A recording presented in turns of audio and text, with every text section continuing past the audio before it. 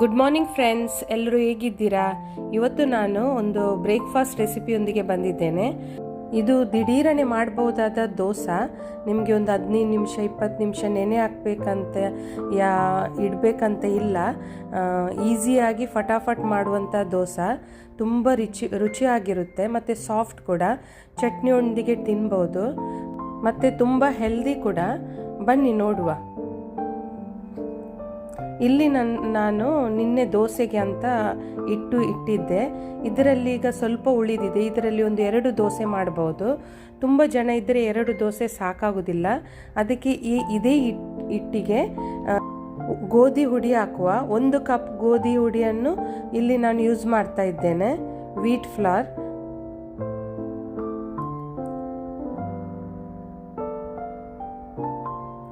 ನೋಡಿ, ಇಲ್ಲಿ ನಾನು 1 ಕಪ್ ಗೋಧಿ ಹುಡಿಯನ್ನು ಯೂಸ್ ಮಾಡ್ತಾ ಇದ್ದೇನೆ.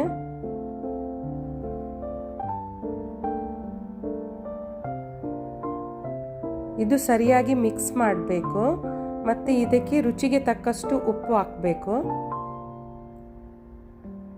ಮತ್ತು ನಾನು ಸರಿಯಾಗಿ ಕಲಿಸ್ತಿದ್ದೇನೆ. ನೋಡಿ, ಇದಕ್ಕೆ ಸ್ವಲ್ಪ ನೀರನ್ನು ಹಾಕಬೇಕು. ಒಮ್ಮೆಲೆ ನೀರು ಹಾಕಲಿಕ್ಕೆ ಹೋಗಬೇಡಿ, ಯಾಕೆಂದರೆ ಅದು ತುಂಬ ನೀರು ಆಗಿ ಬರುತ್ತೆ. ಅದಕ್ಕೋಸ್ಕರ ಸ್ವಲ್ಪ ನೀರನ್ನು ಹಾಕಬೇಕು ಮತ್ತು ಈ ರೀತಿ ಕಲಸಿ. ನೋಡಿ, ಈ ರೀತಿ ಮಿಕ್ಸ್ ಮಾಡಬೇಕು. ಸರಿಯಾಗಿ ಮಿಕ್ಸ್ ಆಗಬೇಕು, ಅಂದರೆ ಅದರಲ್ಲಿ ಗಂಟು ಇರಬಾರ್ದು. ಸ್ವಲ್ಪ ಈಗ ನೀರನ್ನು ಹಾಕಿ ನಾನು ಕಲಿಸ್ತಾ ಇದ್ದೇನೆ.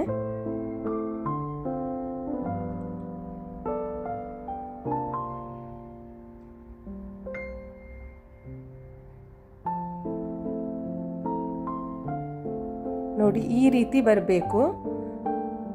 ಈಗ ದೋಸೆಗೆ ಬ್ಯಾಟರ್ ರೆಡಿ ಆಗಿದೆ.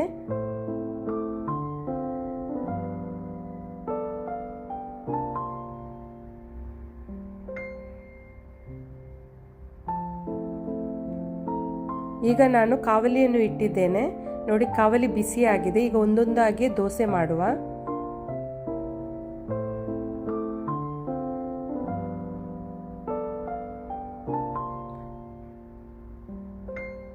ನೋಡಿ, ಈ ರೀತಿ ರೌಂಡ್ ಆಗಿ ಮಾಡಬೇಕು. ತುಂಬ ರುಚಿಯಾಗಿ ಬರುತ್ತೆ ದೋಸೆ. ಇದನ್ನು ನಿಮಗೆ ಚಿಕನ್ ಕರಿಗೆ ಚಟ್ನಿಯೊಂದಿಗೆ ಕೂಡ ತಿನ್ಬೋದು.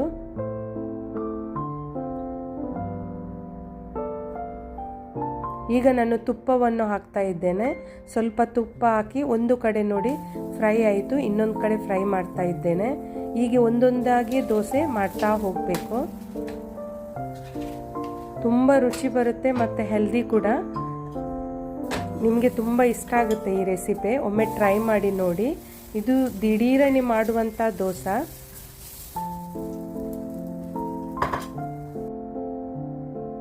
ನೋಡಿ, ಇನ್ನೊಂದು ದೋಸೆಯನ್ನು ನಾನು ಮಾಡ್ತಾ ಇದ್ದೇನೆ. ಅದಕ್ಕೆ ಈಗ ತುಪ್ಪವನ್ನು ಹಾಕಿ ಇನ್ನೊಂದು ಕಡೆ ಕೂಡ ಫ್ರೈ ಮಾಡ್ತಾ ಇದ್ದೇನೆ.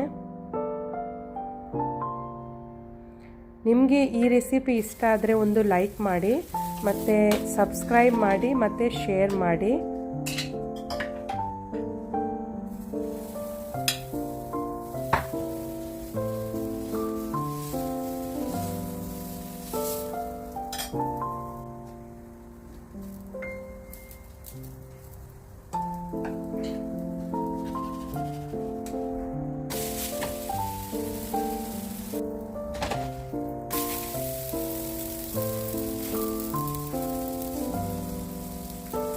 ರೈಸ್ ಬ್ಯಾಟರ್ ಮತ್ತು ಅಂದರೆ ನಿಮಗೆ ರೈಸ್ ಹುಡಿ ಕೂಡ ಹಾಕಿ ಮಾಡ್ಬೋದು.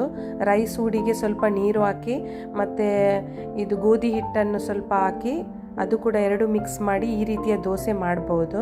ನೋಡಿ, ಎಷ್ಟು ಸಾಫ್ಟ್ ಆಗಿದೆ ಅಂದರೆ, ಮತ್ತು ತಿನ್ನಲಿಕ್ಕೂ ಕೂಡ ತುಂಬ ರುಚಿಯಾಗಿರುತ್ತೆ. ನಾಳೆ ಬರ್ತೇನೆ ಇನ್ನೊಂದು ರೆಸಿಪಿಯೊಂದಿಗೆ. ಬಾಯ್, ಟೇಕ್ ಕೇರ್. ಸಬ್ಸ್ಕ್ರೈಬ್ ಮಾಡಲಿಕ್ಕೆ ಮರೆಯಬೇಡಿ.